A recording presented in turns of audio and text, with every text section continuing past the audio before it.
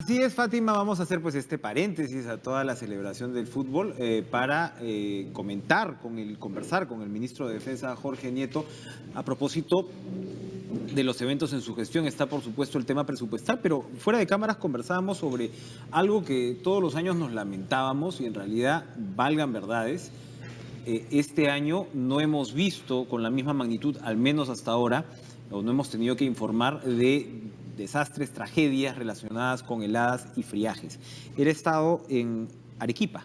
En Arequipa, en Cabanacón. Jorge, gracias por estar con nosotros. ¿Cómo está? Gracias, buenos días. En actividades relacionadas a heladas y friajes, ¿cómo se ha trabajado este año? Cuéntenos primero rápidamente de su visita y luego a ver si nos puede mostrar un panorama un poco más amplio. Pero antes debo decir que en el Ministerio de Defensa también celebramos el triunfo de la selección. Qué bueno.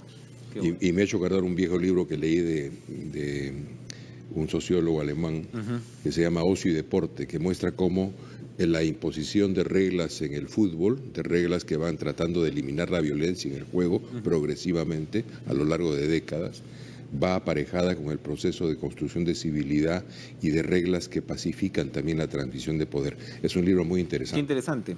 Lo voy a buscar. Pero volviendo al tema, para no perdernos en lo que buena parte en nuestro entusiasmo, en nuestro nacional. Estuve ayer en Arequipa, en la Sierra de Arequipa, en Cabanaconde.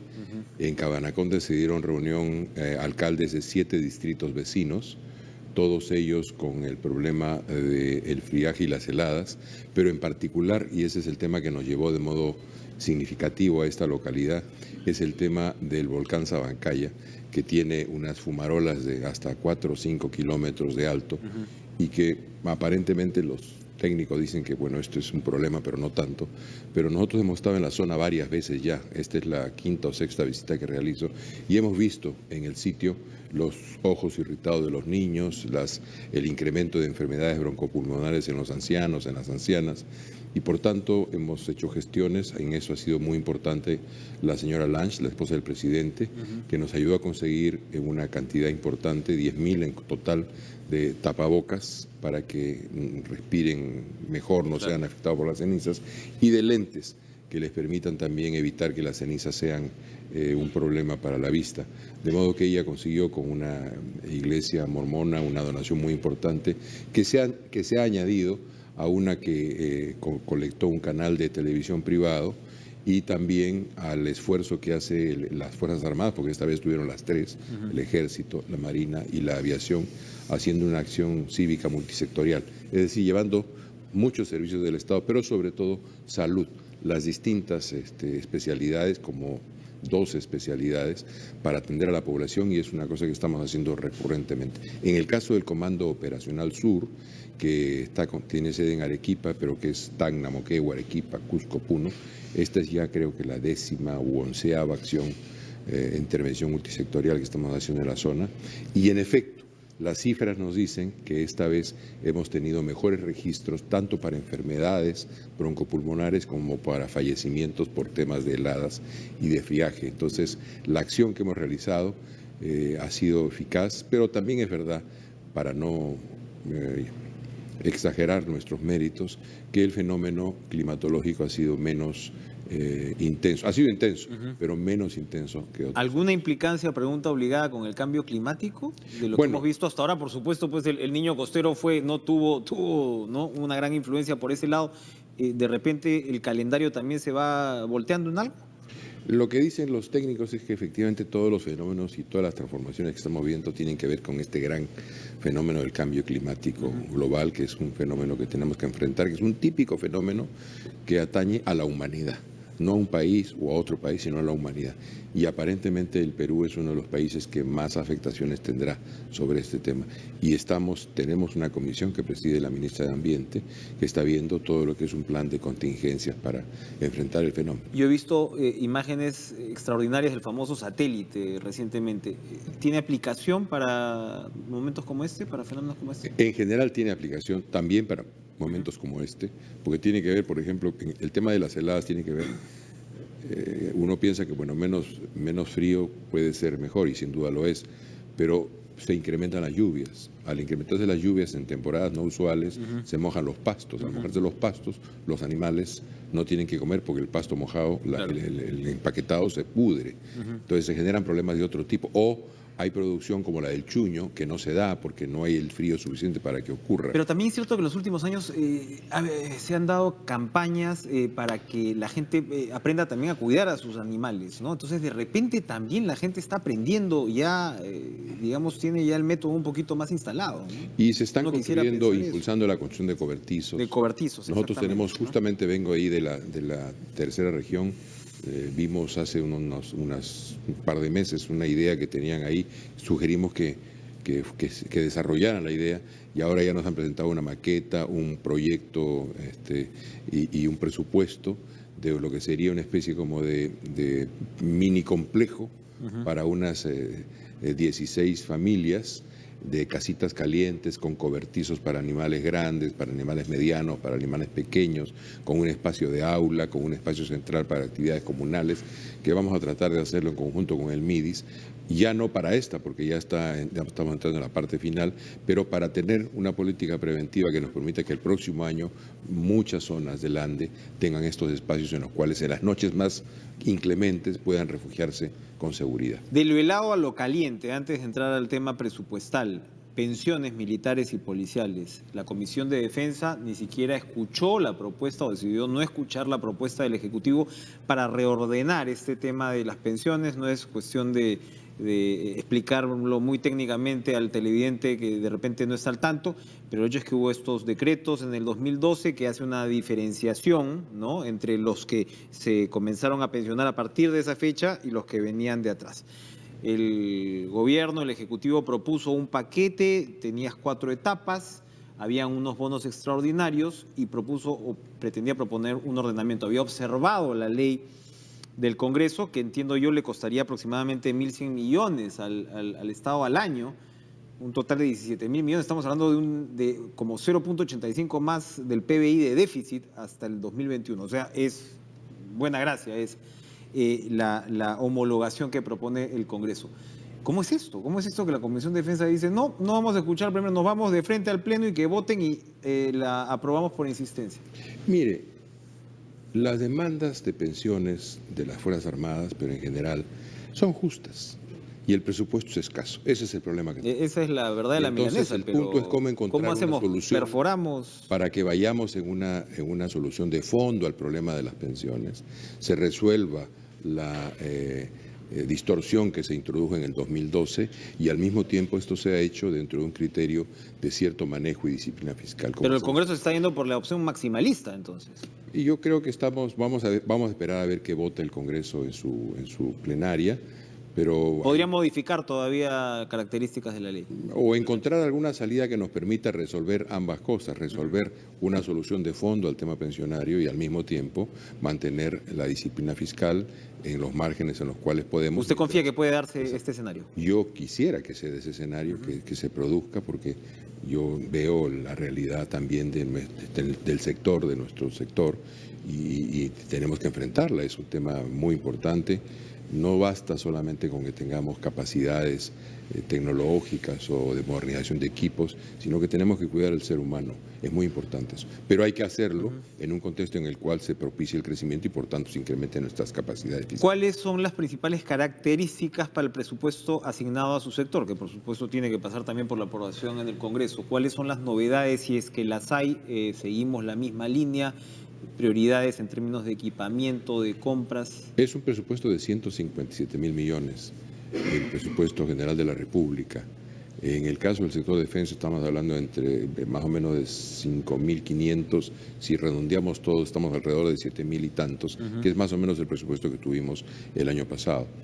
El principal elemento nuevo, y esta es una decisión del presidente de la República, ha sido incrementar de modo significativo, no todo lo que quisiéramos, pero de modo significativo, y eso hay que marcarlo muy claramente, el presupuesto para mantenimiento de nuestros equipos. Tenemos mucho equipo que se ha comprado a lo largo de los años y que, dado que el presupuesto de defensa se mantuvo básicamente estable, conforme se compraban equipos, y al mismo tiempo se incrementaron los sueldos en el 2012, en el momento en que ocurre esta distorsión, El presupuesto se mantiene estable, se incrementa todo lo que es gasto corriente y por tanto el rubro de mantenimiento de equipos fue siendo reducido casi a llegar al mínimo.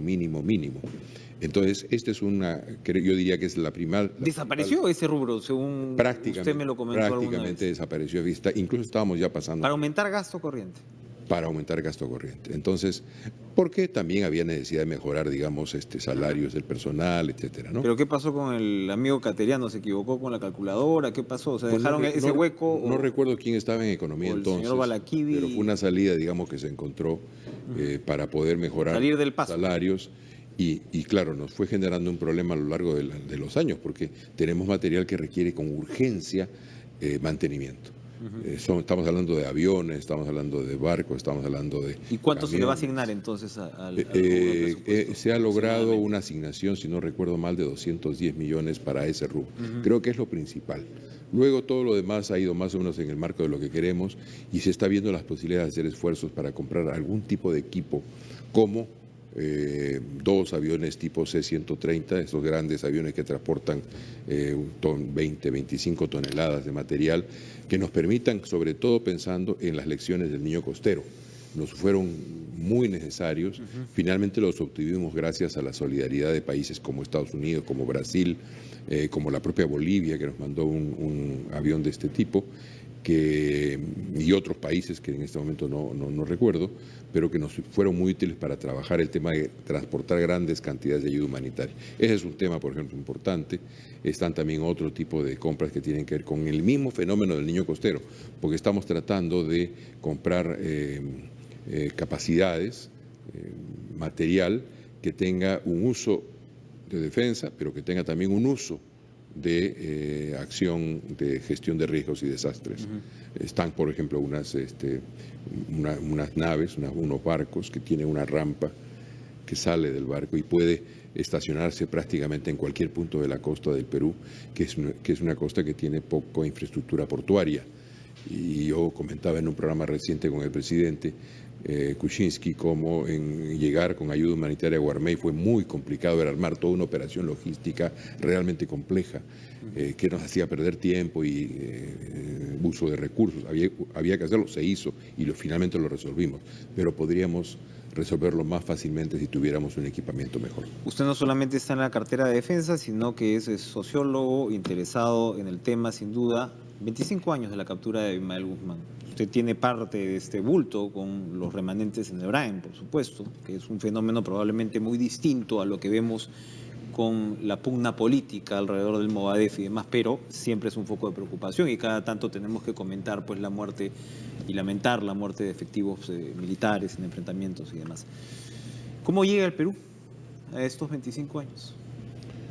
Es un tema que sin duda sigue despertando un gran interés, es un tema que incluso en muchos casos es, no sé si manipulado es la palabra, pero es un factor político importante, ¿no? El hecho de no repetir, cada actor que está parado en el tablero lo interpreta de una manera distinta, pasa a una huelga como la magisterial ahora y sin duda alguna no podemos hablar del sendero que era antes, pero el elemento radical contamina también esta discusión.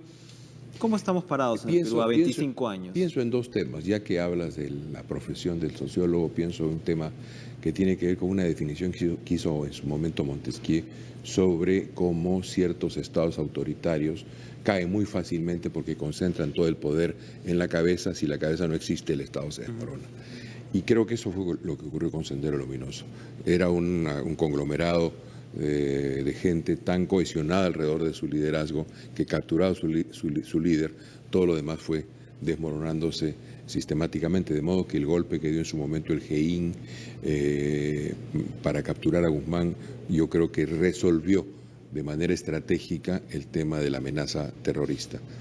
Eso por un lado. Por otro lado, yo creo que uno de los grandes avances que ha habido en la sociedad peruana, y mi generación fue parte de ello, ha sido la progresiva adopción de la democracia como horizonte utópico. Es decir, saber que la democracia son instituciones, pero también es una forma de vida, es una forma de comunicación entre nosotros, que las diferencias políticas tienen que ser diferencias entre adversarios en todo caso y no entre enemigos, cuya resolución finalmente es la eliminación del otro. Yo creo que esta es una gran conquista cultural para el Perú, no solo para el Perú, pero en el Perú lo hemos vivido de modo particular precisamente porque tuvimos una amenaza del terror que fue muy relevante. Yo viví ese proceso en ese momento como líder de la izquierda y vi progresivamente desplegarse dentro de ese segmento, no con la velocidad que yo hubiera querido, no con la fuerza que a mí me hubiera gustado, por eso tomé distancia luego, pero progresivamente se ha ido ampliando la idea de la democracia como horizonte utópico versus la idea de la revolución y de la violencia. ¿Y no está confundida la izquierda ahora mismo al promover una interpelación contra Marielú Martens en momentos en que quien ganaría, digo yo, sería el radicalismo? La interpelación... Hablando de una eventual censura, ¿no? Por supuesto que la interpelación sabemos usual, que ¿no? Cualquier ministro está sujeto a ella, pero usted yo creo que además es importante que se escuche a la ministra. Ella ha tenido una experiencia muy importante con esta huelga. Finalmente se ha resuelto de un modo razonable. Hay cosas que no se dicen, pero que deberían notarse. En anteriores movilizaciones magisteriales han habido muertos, esta vez no ha habido un solo muerto. Ha habido una actitud de muy intensa confrontación. No ha sido este el caso. Han habido espacios de apertura con las enormes dificultades. No, han habido espacios de apertura hasta el punto casi inédito, creo yo, de tener a congresistas de todas las bancadas, excepto el fujimorismo, ayudando como intermediarios, ¿no? Y que pudieron además corroborar, por un lado, esta apertura de la ministra para conversar y al mismo tiempo progresivamente la intransigencia de una dirección sindical o más bien de un conglomerado de varios grupos regionales que están en proceso de convertirse en su voluntad en un sindicato nacional, que no supieron entender la circunstancia que se dio en el último momento de la conversación y del diálogo. Hay 9 puntos de acuerdo que no fueron firmados. Acuerdo hubo. No fue firmado. Lo que no hubo fue firma. Lo que no hubo fue la voluntad finalmente de validarlo, ¿no? ¿Confía en que no vaya a censurar a la ministra Martens? Yo espero que cuando el Congreso escuche la intervención de la ministra Martens va a darse cuenta de que censurarla en este momento sería un error. Para terminar, Jorge, hablábamos ahora de la democracia, ¿no? De si algo bueno salió de todo esto es un respeto a la democracia, pero a veces no se ve en el debate. Los gobiernos post-fujimoristas parecen estar siempre en algún momento al borde del abismo, al menos a partir de la interpretación de los medios, de los analistas ahora, ¿no? Hablaba con Raúl Vargas hace algunos días, me encontré con él y hablamos de esta explosión de la opinión, que probablemente no era algo que primaba en el periodismo hasta hace algunos años. Pero ya desde ciertos sectores vemos un escenario apocalíptico. Usted que está en el ojo de la tormenta, adentro, ¿cómo siente ese escenario apocalíptico? ¿Cómo ve el futuro del gobierno y si va a haber cambios, si es que son necesarios, para cambiar esa percepción? No siento el escenario apocalíptico. Ajá. No lo siento. Y yo creo que progresivamente el proceso político se va encauzando. Sé que hay dificultades, pero por ejemplo, estamos hablando de la huelga magisterial. La ministra y el gobierno puso muy nítidamente un límite. La reforma educativa, la calidad de la enseñanza de la educación no está en discusión. Y por más que hubieron escarceos en distintos sectores, de tratar de mover un poco ese tema para ver si de esa manera algún pescador lograba cosas en río revuelto, finalmente ese también es el peso de la opinión pública, 94% de la sociedad peruana a favor de la calidad educativa, de la calidad de la enseñanza, pusieron un límite. Y todos los que quisieron, digamos, tener algún recoveco que hiciera un hoyo donde se cayera la reforma educativa, tuvieron que recular. Y creo que además la conducción central de los grupos políticos, de los partidos políticos, tiene muy claro el hecho de que la reforma educativa y la calidad de la enseñanza tiene que ser respetada, porque no se enfrentan con el gobierno, se enfrentan con la sociedad.